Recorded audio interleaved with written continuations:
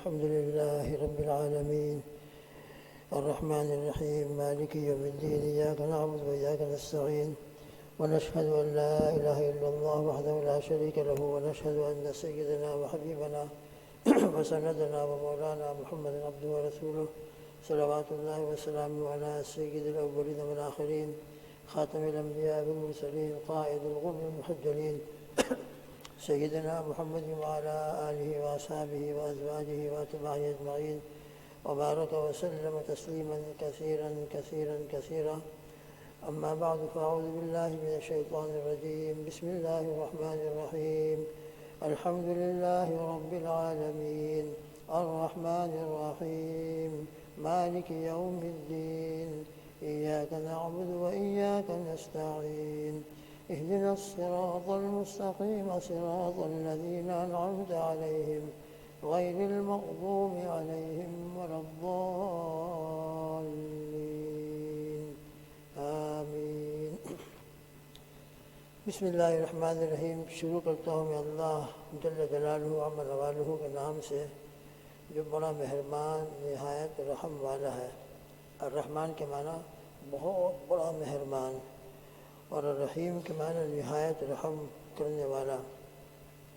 الحمدللہ رب العالمین. تمام تعریفیں اللہ جل جلالہ وعظم نوالہ کے لیے ہے جو تمام جہانوں کا رب ہے، رب العالمین ہے. الرحمن الرحیم جو بڑا مہربان نہایت رحم والا ہے.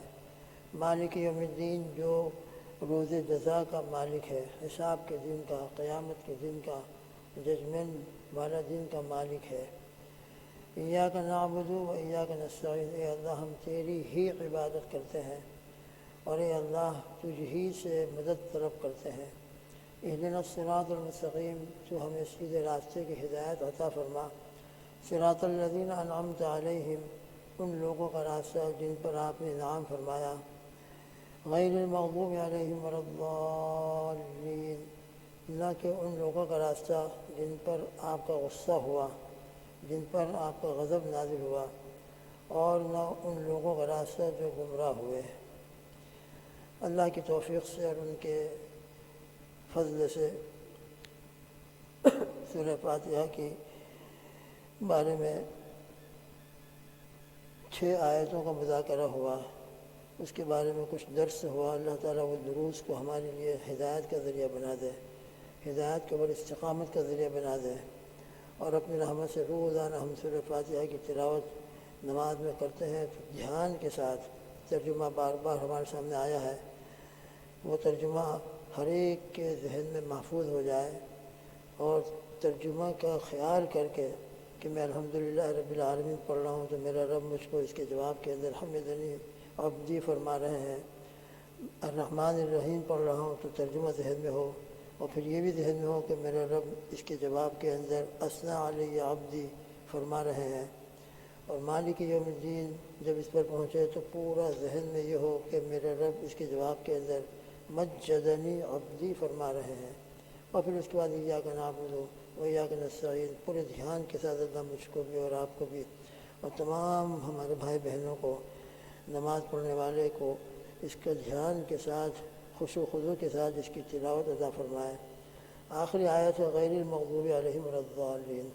صراط مستقیم کے سلسلے میں کن کا راستہ ہے اس کے بارے میں ذکر کیا گیا تھا کہ اللہ جل جلالہ عظم نوالہ نے مثبت اور منفی دونوں پہلوؤں سے صراط مستقیم کو متعین فرمایا ہے. مثبت انداز میں صراط الذین انعمت علیہم کے اندر بیان فرمایا جس کا الحمدللہ مذاکرہ ہوا، اور منفی انداز میں کہ کس راستے پر نہیں چلنا ہے.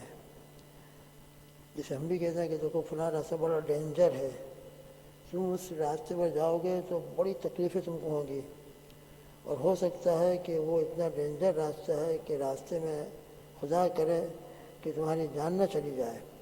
بعض راستے ایسے ڈینجر ہوتے ہیں. پہلے زمانے کے اندر لوگ جنگلوں میں سفر کرتے تھے.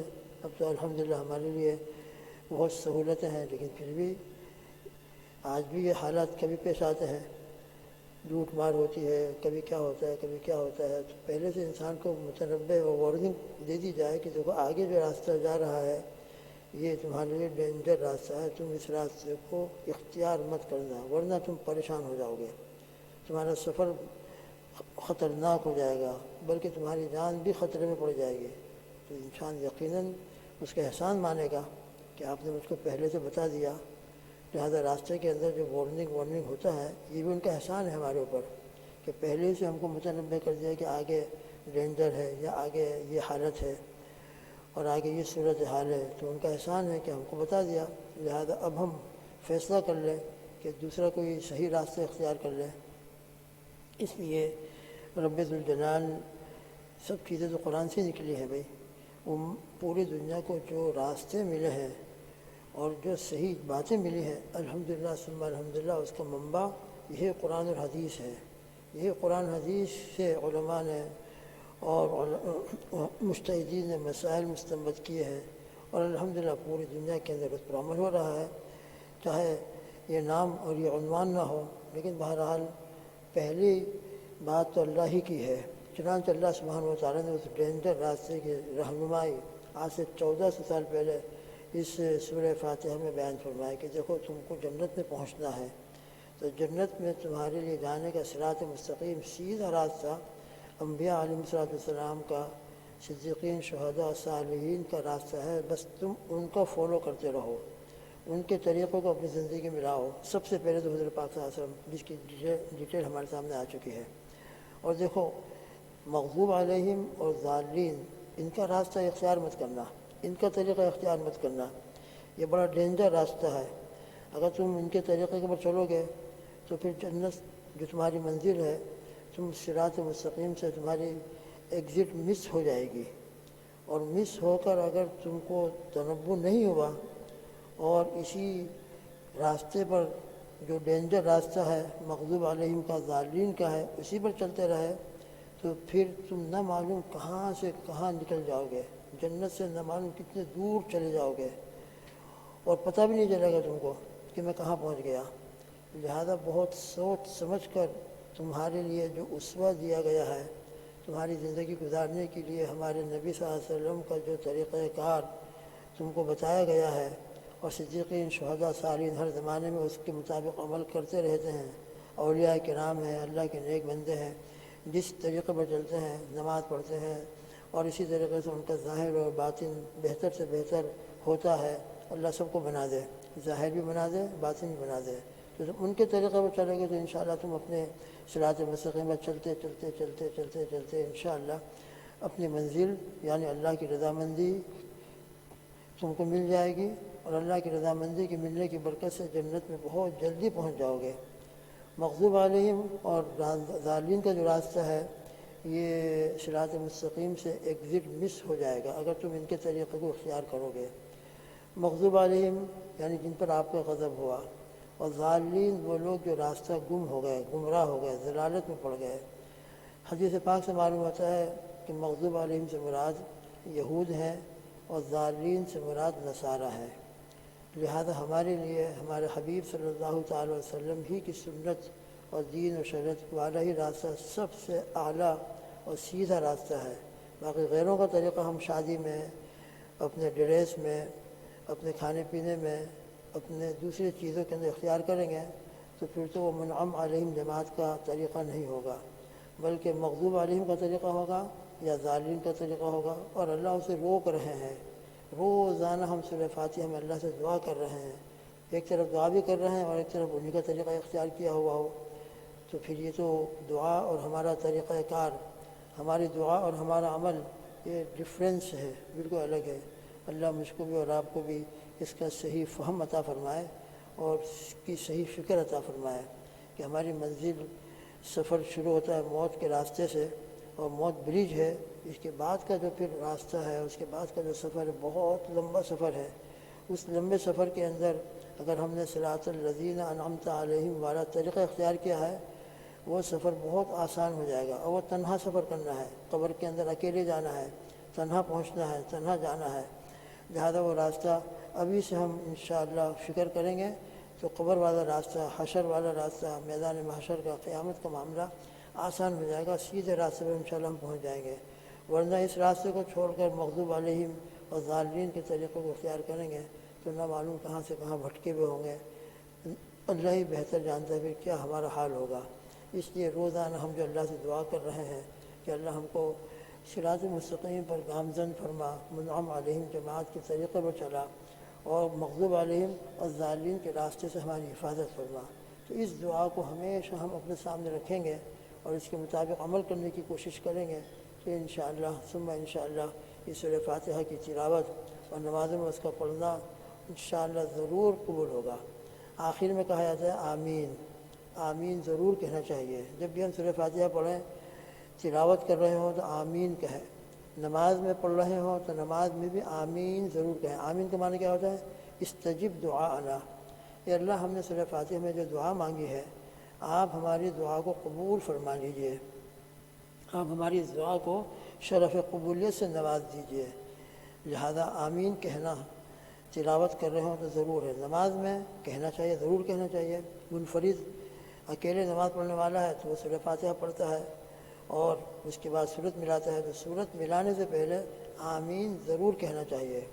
اور اگر جماعت میں ہے اور امام جہراً قرات پڑھ رہا ہے، جیسے مغرب کی نماز ابھی ہوگی، عشاء کی نماز، فجر کی نماز، اس میں امام بلند آواز سے اور لاؤڈ آواز سے سورہ فاتحہ پڑھتا ہے، ہم سنتے ہیں تو ہم بہت توجہ کے ساتھ سنیں۔ جب امام والضالین پر پہنچے تو ہم آمین کہیں گے، ضرور کہنا ہے۔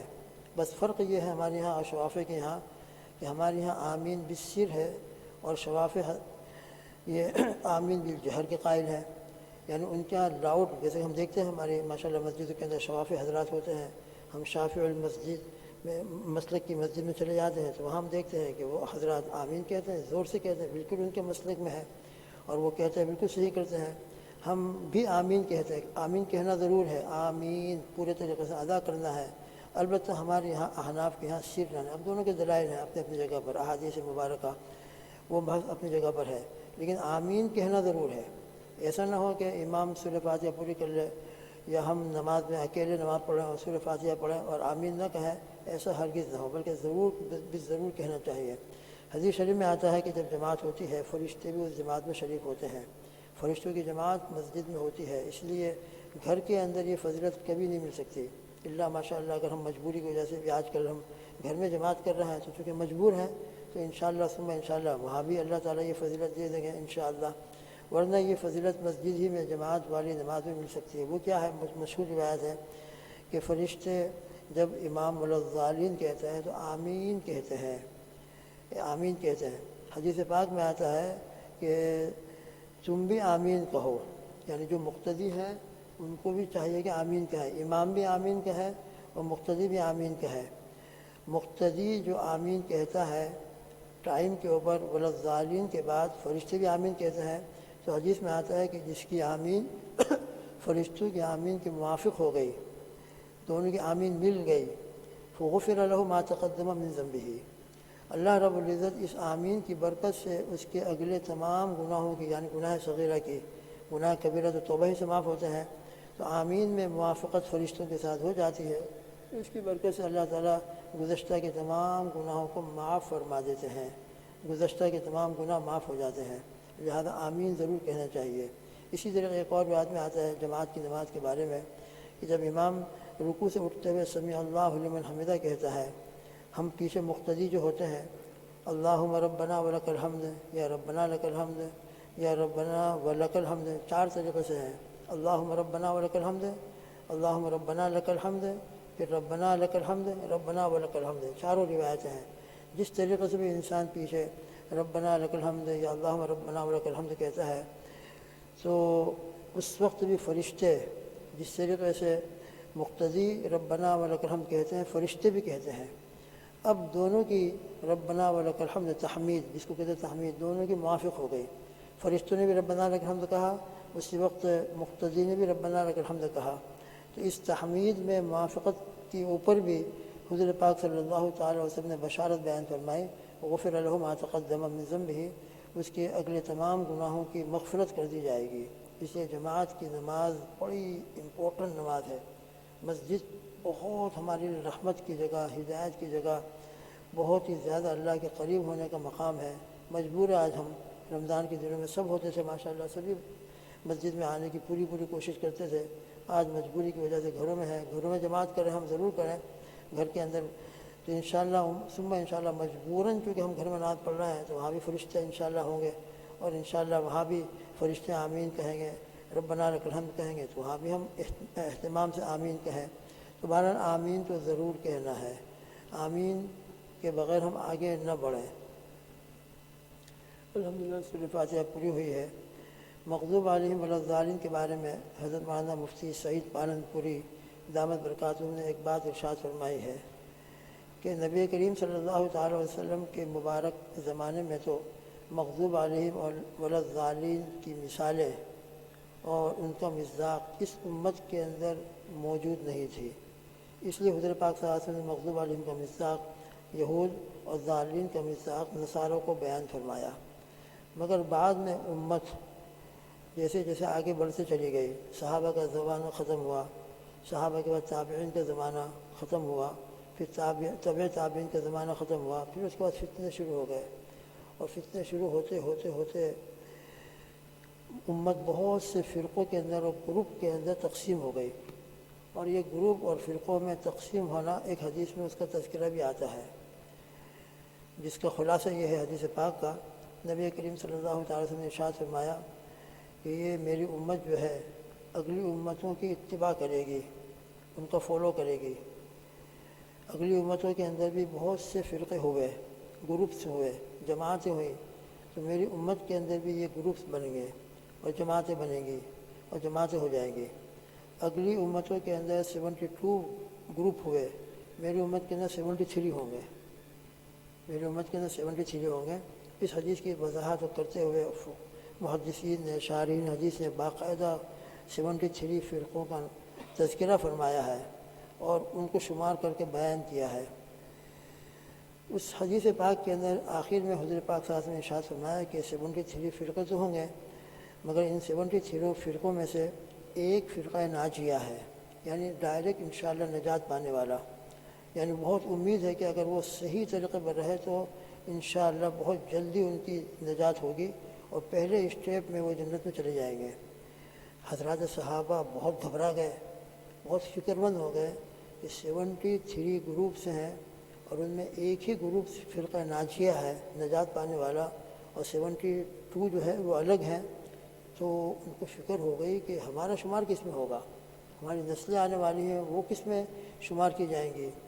تو اللہ کے حبیب صلی اللہ علیہ وسلم سے پوچھا کہ وہ ایک فرقہ کون سا ہے، وہ ایک جماعت، ایک گروپ کون سی ہے۔ اللہ جزائے خیر دے حضرات صحابہ کو بہت عجیب سوال کر دیا، اگر یہ سوال نہ کرتے تو آج تک یہ بات خدا نخواستہ نہ کھلتی تو ہم تو پریشان ہی رہتے کہ نہ معلوم ہمارا شمار کس میں ہوگا۔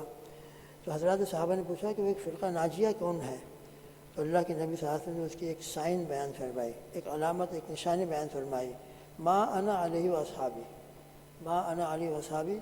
فرقہ ناجیہ اس کی پہچان، اس کی نشانی یہ ہے جو میرے طریقہ کار پر ہو، میری سنتوں کو اختیار کرتے ہوں، میری ایک ایک سنت سے محبت کرتے ہوں، اور میری سنتوں کو، میرے اعمال کو، میرے اقوال کو، اس میں سنت یاد رکھیں آپ، یہ نہیں کہ خالی سنت کے اندر پورا قرآن آ گیا، پوری شریعت آ گئی، اس لیے کہ نبی کریم صلی اللہ علیہ وسلم جیسا کہ پہلے ذکر کیا گیا تھا، پورا قرآن آپ کی مبارک زندگی میں عملاً پریکٹیکل طریقے سے موجود ہے، لہذا پورا قرآن آپ کی سنت ہے۔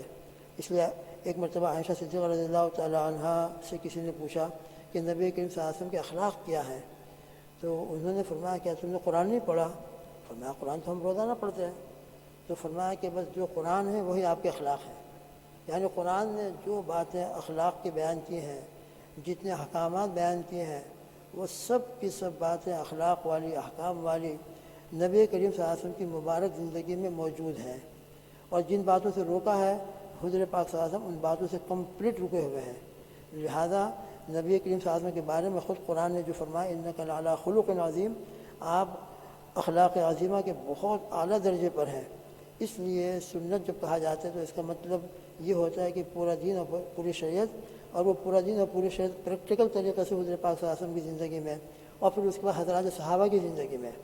اس لیے کہ حضور پاک صلی اللہ علیہ وسلم کی ایک اور روایت بھی ہے، جس روایت کے بعد انشاءاللہ ذکر کی جائے گی، تو آپ صلی اللہ علیہ وسلم فرمایا کہ جس طریقے پر میں ہوں اور میرے صحابہ ہیں، تو میرے صحابہ جس طریقے پر چلتے ہیں اور میں جس طریقے پر چل رہا ہوں، بس جو میرا فالو کرے گا اور میرے صحابہ کا فالو کرے گا، وہ جماعت اور وہ گروپ انشاءاللہ فرقہ ناجیہ میں شامل ہوگا۔ بس اسی سے اہل سنت والجماعت نام ہوا ہے، چونکہ سنت کو اختیار کرتے ہیں، اس اعتبار سے اہل سنت، اور جماعت سے مراد جماعت الصحابہ، حضرات صحابہ کے طریقے کو اختیار کرتے ہیں، لہذا اہل سنت والجماعت۔ دوسری ایک روایت ہے، نبی کریم صلی اللہ علیہ وسلم نے ارشاد فرمایا علیکم بسنتی و سنت الخلفاء الراشدین المہدیین، کہ تم میرے طریقے کو اختیار کرو اور میرے خلفاء راشدین کے طریقے کو۔ تو آپ صلی اللہ تعالیٰ وسلم نے حضرات خلفاء راشدین کے طریقے کو بھی سنت سے تعبیر فرمایا، لہذا جس طریقے سے نبی کریم صلی اللہ علیہ وسلم کا طریقہ ہمارے لیے ہدایت کا راستہ ہے اور یقیناً صراط مستقیم ہے، اسی طریقے سے خلفاء راشدین تو بہت اولین درجے میں، بہت اولین درجے میں ان کا طریقہ ہمارے لیے، اس لیے کہ آپ صلی اللہ علیہ وسلم نے ان کے طریقوں کو ڈائریکٹ سنت فرمایا ہے۔ اس لیے 20 رکعت کا مسئلہ جو ہے یہ بھی سیدنا عمر بن خطاب رضی اللہ تعالیٰ عنہ نے باقاعدہ اس کو شروع فرمایا ہے۔ انشاءاللہ ثم انشاءاللہ جو 20 رکعت پڑھ رہے ہیں وہ صحیح راستے پر ہے، انشاءاللہ امید ہے، پوری امید ہے کہ وہ صحیح قیام اللیل، اور نبی کریم صلی اللہ علیہ وسلم نے رمضان کے بارے میں 2 عبادتوں کا جو خاص طور پر تذکرہ فرمایا ہے، دن کے وقت میں روزہ ہے اور رات کے وقت میں قیام ہے، انشاءاللہ قیام اللیل کا صحیح عمل 20 رکعت پڑھنے پر انشاءاللہ یقیناً حاصل ہوگا، امید ہے کہ پورے طریقے سے حاصل ہوگا۔ تو خیر بہرحال خلفاء راشدین جو سب سے اول، اور پھر اس کے بعد تمام صحابہ، اس لیے کہ تمام صحابہ کے بارے میں فرمایا ہے کہ میرے صحابہ کی تم اقتداء کرو، فبأیہم اقتدیتم اہتدیتم، اصحابی کالنجوم فبأیہم اقتدیتم اہتدیتم، میرے صحابہ ستاروں اور اسٹار کے مانند ہیں، تم جس کی اقتداء کرو گے انشاءاللہ تم راہ پر رہو گے، ہدایت پر رہو گے۔ لہذا اہل سنت والجماعت اسی اعتبار سے نام ہوا ہے۔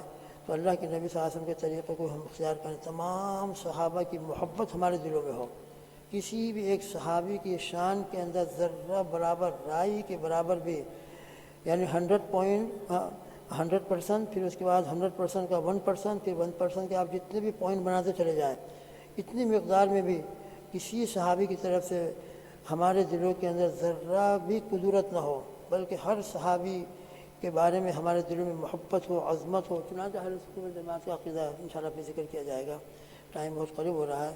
اللہ ہم کو صراط مستقیم پر قائم اور دائم رکھیں۔ اللہ سبحانہ و تعالیٰ اپنی رحمت سے، اپنے فضل سے ہمارے اس مجلس کو قبول فرما لیں، نجات کا، مغفرت کا، صراط مستقیم کے مل جانے کا اور اس کے اوپر استقامت کا ذریعہ بنائے۔ اللہم آمین۔ درود شریف پڑھ لیں۔ بسم اللہ الرحمن الرحیم۔ اللهم إنا نسألك بأننا نشهد أنك أنت الله لا إله إلا أنت الأحد الصمد الذي لم يلد ولم يولد ولم يكن له كفوا أحد اللهم لك الحمد كما أنت أهله فصل على سيدنا محمد صلى الله عليه وسلم كما أنت أهله وفعل بنا ما أنت أهله فإنك أنت أهل التقوى وأهل المغفرة يا الله يا رحمن يا رحيم يا ذا الجلال والإكرام يا حي يا قيوم برحمتك نستغيث اللهم صل على محمد وعلى آل محمد كما تحب وترضى عدد ما تحب وترضى اللهم ربنا ظلمنا أنفسنا وإن لم تغفر لنا وترحمنا لنكونن من الخاسرين اللهم اهدنا الصراط المستقيم اللهم اهدنا الصراط المستقيم اللهم اهدنا الصراط المستقيم صراط الذين أنعمت عليهم صراط الذين أنعمت عليهم صراط الذين أنعمت عليهم غير المغضوب عليهم ولا الضالين غير المغضوب عليهم ولا الضالين غير المغضوب عليهم ولا الضالين اللهم إنا نسألك الهدى والتقى والعفاف والغنى اللهم اهدنا وثبتنا اللهم اهدنا وسددنا فاطر السماوات والأرض أنت ولينا في الدنيا والآخرة توفنا مسلمين والحقنا بالشهداء والصالحين غير خزايا ولا ندامى ولا محزونين ولا مفتونين اللهم طهر قلوبنا من الكفر والشرك الجلي والشرك الخفي ومن النفاق من جميع أنواع النفاق ومن العجب والكبر ومن الحقد والحسد ومن الشح والبخل ومن الحرص ومن الغيبة ومن الحب الدنيا وحب المال وحب الجاه اللهم يا ذا الجلال والإكرام يا حي يا قيوم أصلح لنا شأننا كله يا حي يا قيوم برحمتك نستغيث أصلح لنا شأننا كله ولا تكلنا إلى أنفسنا طرفة عين. اللهم إنا نسألك حبك وحب رسولك سيدنا محمد صلى الله تعالى عليه وسلم. اللهم اجعل حبك حب إلينا من الماء البارد ومن الأهل ومن المال. اللهم إنا نسألك من الخير كله عاجله وعاجله ما علمنا منه ما لم نعلم، ونعوذ بك من الشر كله عاجله وآجله ما علمنا منه ما لم نعلم. اللهم ما قضيت لنا من قضاء فاجعل أوله وأوسطه وآخره رشدا. اللهم لا تحرمنا، اللهم لا تحرمنا. اللهم أرنا الحق حقا وارزقنا اتباعه، وأرنا الباطل باطلا وارزقنا اجتنابه. اللهم إنا نسألك رضاك والجنة، ونعوذ بك من غضبك وسخطك والنار. اللهم إنا نسألك برحمتك التي وسعت كل شيء أن تغفر لنا، أن تغفر لنا، أن تغفر لنا وتغفر جميع أمة محمد صلى الله عليه وسلم. اللهم يا واسع الفضل اغفر لنا ذنوبنا واغفر جميع أمة محمد صلى الله تعالى عليه وسلم. اللهم يا عظيم يا عظيم يا عظيم يا عظيم أنت إلهنا لا إله إلا أنت. اللهم اغفر لنا الذنب العظيم، اللهم اغفر لنا الذنب العظيم، فإنه لا يغفر الذنب العظيم إلا العظيم. اے اللہ ہمارے گناہوں کو جانتے ہیں، کیسے کیسے گناہ ہم سے ہوئے ہیں آپ کے علم میں ہے. یا اللہ آپ کے احاطہ علم کے اندر ہماری زندگی کا ایک لمحہ بھی پوشیدہ نہیں ہے. یا اللہ ہماری زندگی کے جتنے سال گزرے، جہاں گزرے، جس طرح گزرے، یا اللہ ہماری زندگی کے ایک ایک دن کا اور ایک ایک گھنٹے کا، بلکہ ایک ایک منٹ کے اندر ہم نے جو عمل کیا وہ سب آپ کے سامنے ہے. یا اللہ گزشتہ زندگی کے اندر جو اعمال صالحہ آپ کی توفیق سے ہوئے ہیں، یا اللہ اپنے رحمت سے ان کو قبول فرما. ان اعمال صالحہ میں کبھی یا اللہ ریاکاری پیدا ہو گئی ہو، نیتوں میں فساد پیدا ہو گیا ہو، کہ اللہ آپ شرک جلی کو معاف کر دیتے ہیں، ہمارے اس شرک خفی کو بھی معاف کر دیجئے، اور اس شرک خفی کو، ریاکاری کو معاف فرما کر اپنے فضل سے ہماری گزشتہ زندگی کے تمام اعمال صالحہ کو جو صرف اور صرف آپ کی توفیق سے ہوئے ہیں اپنی رحمت سے قبول فرما کر اپنی رضا کا اور مغفرت کا ذریعہ بنا دیجئے. اس وقت بھی جو اعمال ہو رہے ہیں آپ کی توفیق سے ہو رہے ہیں، یا اللہ اس میں جتنی کمی کوتاہی ہے، گزشتہ اعمال کے اندر بھی جو کمی کوتاہی رہی ہو، یا اللہ ہم نہیں کہہ سکتے کہ ہمارے اعمال کے اندر کمی نہیں تھی. یا اللہ اس کی جو کیفیت اور جو اس کی کوالٹی ہونی چاہیے، یا اللہ ہم کوالٹی والا تو ایک سجدہ اور ایک روزہ پیش نہیں کر سکتے. وہ تو آپ کی رحمت ہے کہ آپ ہی اپنے فضل سے ہماری کوتاہیوں کو معاف فرما کر، ہمارے گناہوں کو معاف فرما کر، اعمال کے اندر بھی جو گناہ ہم سے ہوئے ان کو معاف فرما کر ان کو قبول فرما کر جو آپ کا فضل ہو. اور آئندہ زندگی میں بھی جو اعمال ہوں گے آپ کے فضل سے ہوں گے، اس میں بھی اخلاص عطا فرما. ہماری اور پوری امت کی کامل مغفرت فرما. ہمارے والدین جو زندہ ہیں ان کو عافیت عطا فرما، جو مرحوم ہو گئے ہیں ان کی بال بال مغفرت فرما. ہمارے اعمال کا، ہمارے روزوں کا، قیام کا، تلاوت کا ان کو ثواب پہنچا. یا اللہ ان کے درجات کو بے انتہا بلند فرما، جنت الفردوس میں اعلیٰ سے اعلیٰ مقام عطا فرما. یا اللہ ہم بھی آپ سے جنت کا سوال کرتے ہیں. اللہم انا نسألک رضاک والجنہ، لا الہ الا اللہ، نستغفر اللہ، نسألک الجنہ ونعوذ بک من النار. اے اللہ محض اپنے فضل و کرم سے ہم سب کو جنت الفردوس میں داخلہ عطا فرما. یا اللہ ہمارے علم میں، عمل میں، ہماری روزی میں، گھروں میں برکت عطا فرما.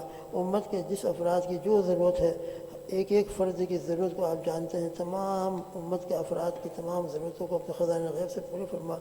یا اللہ خاص کر ہندوستان کے اندر جو اللہ اکبر، اللہ اکبر. اللہ اکبر، اللہ اکبر. اذان کے صدقے ہماری دعا قبول فرما. سبحان ربک رب العزت عما یصفون وسلام علی المرسلین والحمد للہ.